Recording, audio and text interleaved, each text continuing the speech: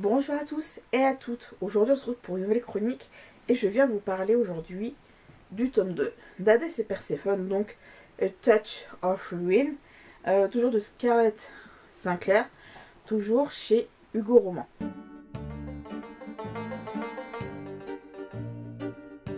Dans ce roman, ça fait 6 mois qu'Hadès et Perséphone sont en couple jusqu'à qu'une photo d'eux fuite dans la presse.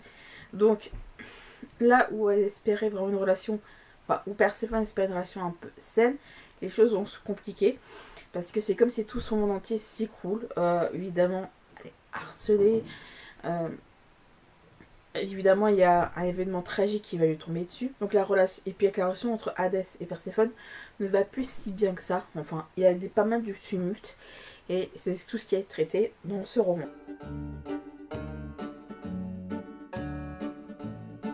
Quand je suis retournée à la médiathèque, j'ai emprunté ce tome 2 parce que j'avais adoré le premier tome. Pour ceux qui l'auraient oublié, la vidéo du tome 1 n'est pas si vieille, donc c'est pour vous dire que j'ai vraiment adoré le premier tome et que normal que j'emprunte le tome 2. Quand je retournerai à la médiathèque, il est sûr et certain que j'emprunterai les tomes 3 et 4. Voilà, comme ça je vous ferai le 3 et le 4 à, comment dire, quasiment aussitôt, parce que c'était vraiment de très bonne, enfin là c'était vraiment une très bonne lecture également. Dans ce que j'ai compris, c'est vraiment une quadrilogie. Et ce qui est bien, c'est qu'à côté, là je l'ai vu en cherchant une ou deux infos, c'est qu'il y a une série concentrée cette fois-ci uniquement sur Hadès. J'ai lu les 2-3 premières pages qui sont disponibles via le site des éditions Hugo. Je crois que là aussi je me ferai cette série sur Hadès. Parce qu'en effet, je trouve qu'Hadès il a été un petit peu oublié. Enfin, il est présent, mais on sent vraiment que c'est plus Perséphone qui est mise en avant. Comme le premier tome, celui-ci se lit très vite. En même pas 2-3 jours, il a été terminé. C'est impressionnant, tellement que j'étais à fond dedans, je pense. C'était surtout ça qui a pas mal aidé. Donc, comme je disais, ça faisait 6 mois que Hadès et Perséphone sont en couple. Jusqu'au moment où ils se font prendre en photo et qui font la une de tous les tabloïds. Et évidemment, il y aura des événements qui vont impacter notamment la vie de Perséphone. Et ça va mettre leur couple à rude épreuve par la suite. Et d'ailleurs, ça donne un couple qui est un petit peu dans la veine de je t'aime, moi non plus, avec pas mal de réconciliation sur l'oreiller. Et évidemment, ces scènes hot sont présentées le premier chapitre et vraiment un peu plus présentes. Je sais pas si elles sont plus présentes que le tome 1, peut-être un peu plus, une scène en plus. Et je trouve ces scènes un peu de au lit, si je peux me permettre, un peu plus crues que dans le premier tome. Voilà, je tiens juste à le préciser parce que je sais que ça plaira pas à tout le monde. Enfin bref, on est majeur, vacciné, hein, on assume jusqu'au bout. Perséphone, j'ai l'impression qu'elle agit un peu par moments, je dirais pas comme une gamine, mais presque. C'est-à-dire que faut que ça. Enfin, elle agit comme une gamine et c'est les autres qui vont prendre le prêt. C'est-à-dire que faut que ça aille dans son sens à elle. Faut que les choses se passent comme elle le veut. Et par moments, je dirais pas que j'en avais un peu marre, mais en effet, elle donnait cette impression de ne pas écouter les autres. Alors, soit les autres lui expliquaient mal les choses, c'est un point que je reviendrai plus tard, soit refuser de les prendre en compte parce que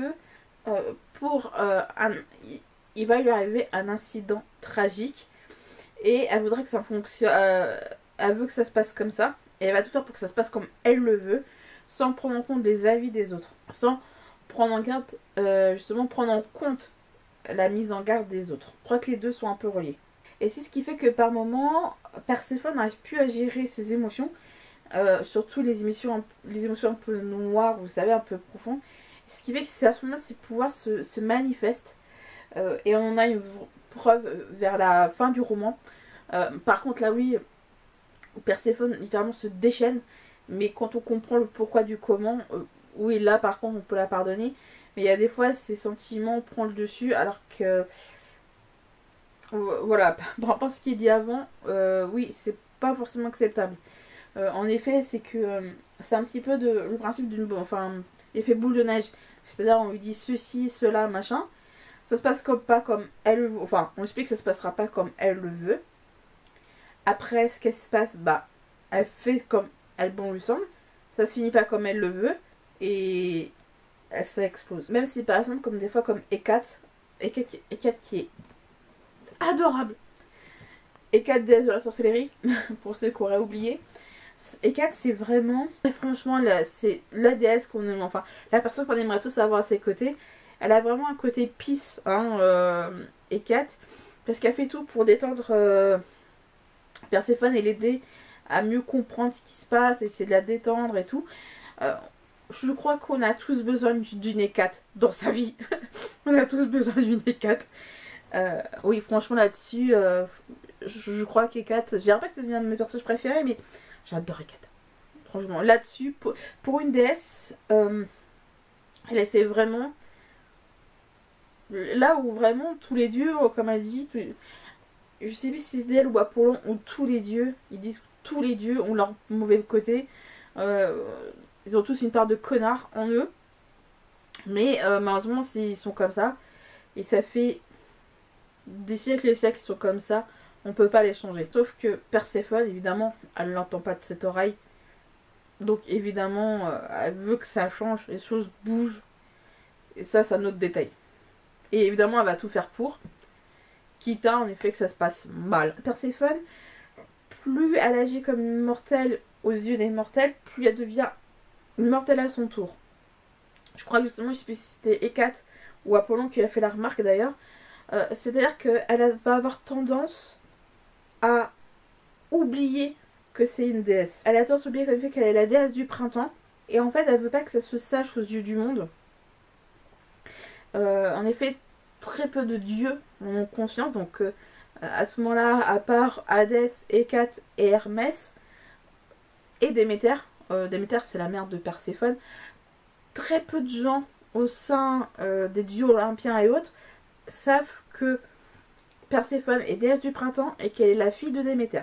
Je crois que là-dessus beaucoup l'ignorent, parce que même Hadès l'ignorait au début du tome précédent, et il y a un autre dieu qui va justement l'apprendre dans ce tome-ci. Alors je peux comprendre qu'elle a décidé que ça se sache pas aux yeux des mondes, parce qu'en effet elle veut pas être traitée, enfin je pense qu'elle veut pas dire au monde entier qu'elle est la déesse du printemps, parce que, alors ça relève de mon interprétation, c'est que il y a ce côté, je pense qu'elle veut pas être mise dans le même panier que tous les dieux. Genre des dieux qui prennent pas en compte ce que veut réellement les mortels. Et je pense aussi que avec tout ce qu'il a fait subir Déméter, sa mère, elle ne veut pas, comment vous dire, gentiment, se détacher de sa mère qui est une déesse. Je pense qu'elle veut pas avoir ce lien de c'est une déesse comme sa mère en fait. Tout simplement.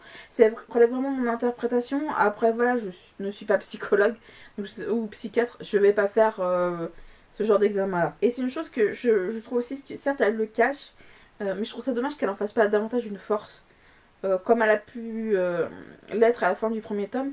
Il y a vraiment, j'ai l'impression par moment une espèce de rétro-pédalage là-dessus. Qu'elle veut pas que le monde entier sache que c'est une déesse, mais quand elle le peut vis-à-vis de d'autres dieux et autres, qu'elle puisse se permettre de mettre ça en avant, genre je suis pas trop si forte que je suis une déesse au même titre qu'Hadès, au même titre que ma mère. Elle peut en faire une force, dire oui je suis peut-être une déesse, mais je suis pas comme les autres dieux. Je trouve ça dommage qu'elle mette pas ça plus en avant. Je n'ai pas lu le tome 3 et le tome 4, je sais pas si cela va évoluer en ce sens, je l'ignore. Mais vers la fin, Perséphone, malgré ce qu'elle a vécu, elle va remonter la pente. Parce qu'en effet, elle a vécu ce que nous, mortels, vivons. Et donc, elle a ressenti que des fois, c'était pas chose aisée. Et je pense qu'elle a été comprise sur certains aspects que quand les dieux agissent, ça peut aussi se retourner contre eux. Que c'est pour ça qu'Hadès refuse certaines demandes de mortels. Je pense qu'elle a voilà, se dire bah oui je comprends pourquoi il voulait en venir là. Et justement en parlant d'Hadès, c'est qu'il ne va pas jusqu'au bout. Il ne dit pas le fond de la pensée, il termine pas il termine pas ses phrases. Il termine pas des explications, certaines explications où il parle par énigme, où il veut pas tout dire à Perséphone, comme je disais.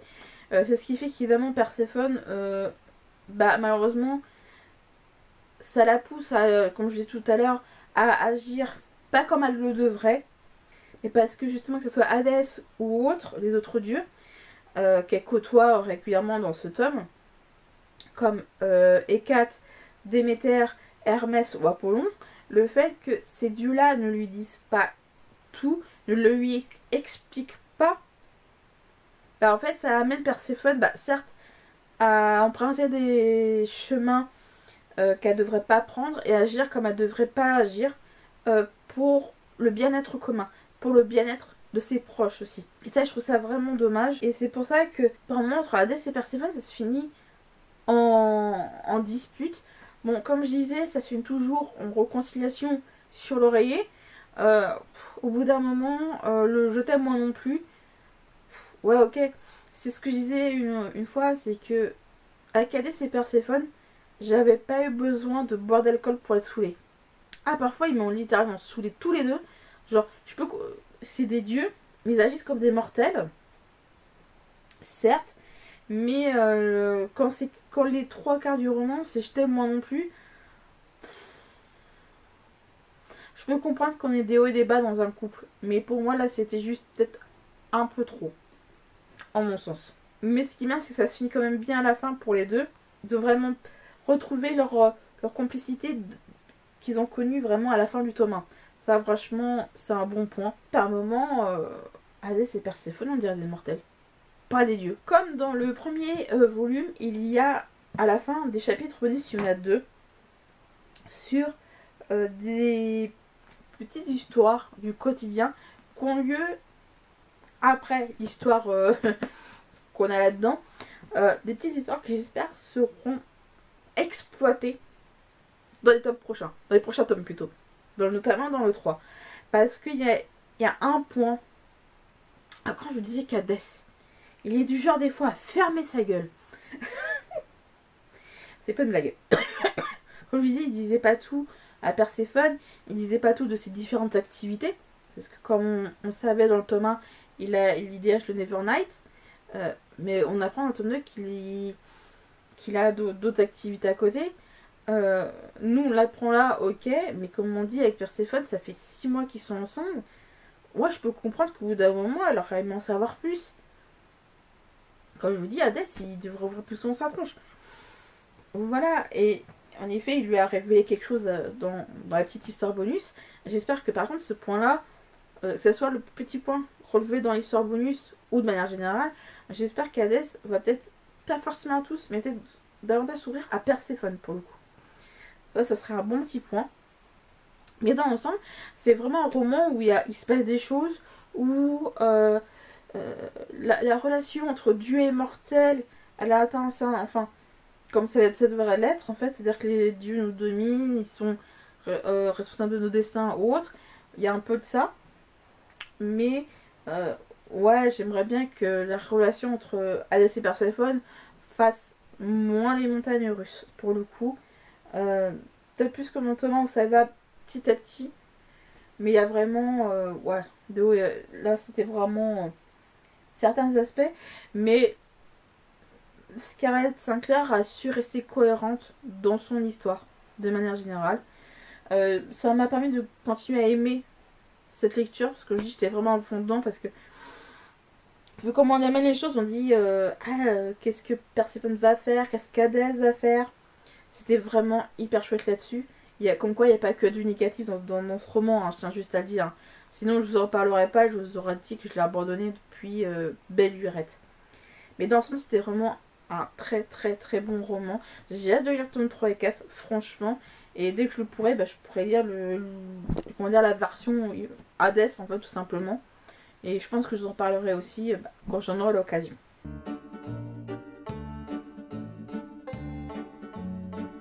Ma chronique sur le tome 2 d'Hadès et Perséphone est terminée. J'espère qu'elle vous a plu.